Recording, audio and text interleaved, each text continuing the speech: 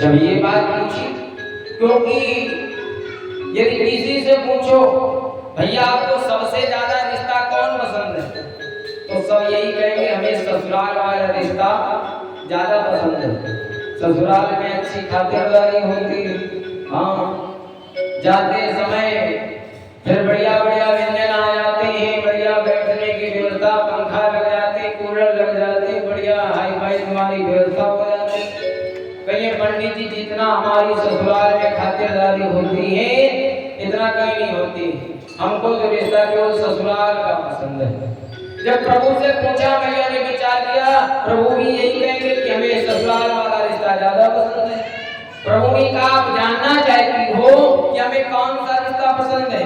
कहा तो सुनो कि कहा भामिनी सुन मोरी बाता, मान हो गए तो भगत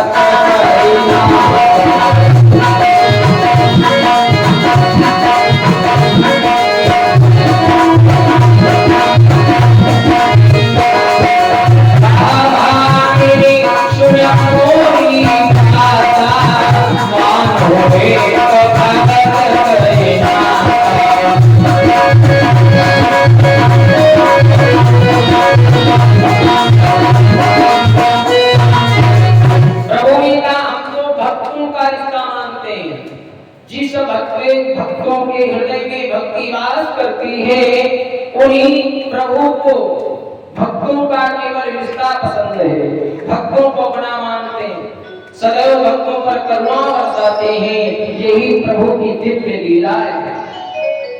अब तो श्रोताओं, सूत जी महाराज सोमनाथ ऋषियों को बताते हैं, अभी तक आपने श्रवण किया कि श्रीमद् भागवत कथा को श्रवण करने से ज्ञान और वैराग्य का कल्याण हुआ, करोड़ हो जाते हैं। ये श्रीमद् भागवत जो है ना, ये साधारण नहीं है, ये पापियों का कल्याण करने वाली है। यदि पापी से पापी व्यक्ति इस कथा को श्रवण करता है, अपने हृदय में बसा करके रखता है, उसका कल्याण हो जाता है। सूत जी महाराज सोमनाथ ऋषियों से कहते हैं, ऐ ऋषियों, जिसने कभी जीवन में पुण्य कर्म ना किए हो और अंत समय मर करके प्रेत योनि में आकर के भी यदि इस कथा को श्रवण कर लेता है तो उसका भी कल्याण हो जाता है। अब सोमनाथ ऋषियों ने प्रश्न उठाया, कृपा करके महाराज हमें ये बताएं, इससे कल्याण भी हुआ किसी का? तब सूत जी महाराज गोकर्ण और धुंधकारी कथा का व्याख्यान श्रवण कराते हैं। क्या श्रवण करें कि ऐसा कौन सा राक्षस हुआ, ऐसा कौन सा प्रेतात्मा हुआ जिसने प्रेत योनि में आकर के श्रीमद् भागवत कथा का रसपान किया? आप श्रवण करें, ऐसे संक्षेप में बताएंगे, आप भूल जाओगे कहां गिरा कहां धरती। आप विस्तार से श्रवण करें। कहते हैं एक भक्त के घर में निशाचर का जन्म कैसे होता है।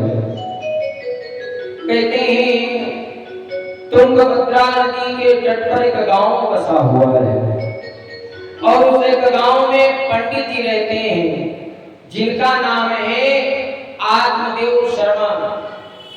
अब आत्मदेव ब्राह्मण है, कर्मकांडी ब्राह्मण है। कहते हैं द्वितीय भास्कर समान बड़े विद्वान थे।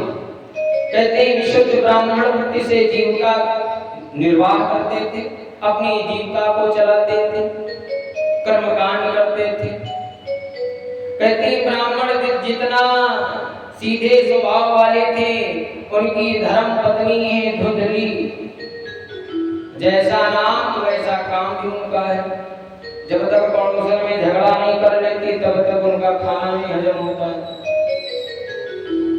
अब तो इतना बात छोड़ो, कहते हैं पड़ोसन में झगड़ा करती है, ताने मारती, इधर की चुगली उधर, उधर की चुगली इधर, यही उसका काम है। ब्राह्मण देवता बड़े परेशान हैं, विचार करते हैं शायद जो हमारा जीवन साथी है कम से कम वो हमारे कहे पर चले।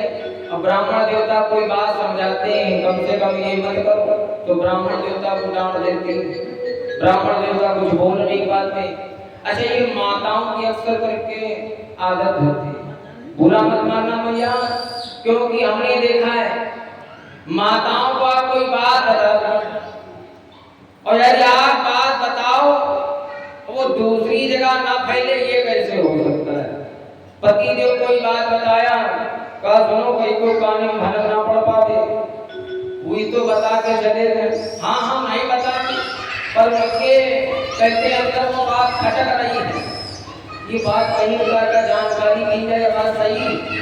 अब वे उनसे पूछिए, जब ऐसे पूरे गांव बात जब उनके पति पता चला, अभी उनको मना किया था कि ये बात कहीं पर नहीं बतानी है, वरना अब उन जब तक बताएंगे किसी से तब तक उनका खाना कहाँ हजम होने वाला है। तो इधर की बात उधर करना, उधर की बात इधर करना, और जो है पंचायत लगती माताओं की, तब देखो हाँ श्रवण करने में बड़ा आनंद आता है।